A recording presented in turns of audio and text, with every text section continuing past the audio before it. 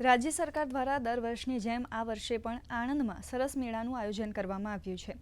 આજે ઉદ્ઘાટન પ્રસંગે સાંસદ મિતેશ પટેલ, સોજિત્રાના ધારાસભ્ય વિપુલ પટેલ સાથે સરકારી અધિકારીઓ અને મોટી સંખ્યામાં સ્થાનિકો જોડાયા હતા।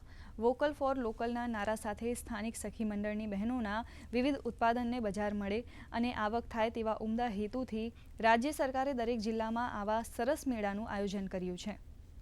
મહિલાઓ આત્મનિર્ભર બને વૃંદાવન ગ્રાઉન્ડ આણંદ ખાતે સખી મેળાનું આયોજન કરવામાં આવ્યું છે। લગભગ પૂરા ગુજરાતમાંથી 55 જેટલા સ્ટોલ સખી મંડળ દ્વારા રાખવામાં આવેલા છે। આ બધો જ ખર્ચો ગુજરાત સરકાર કરે છે।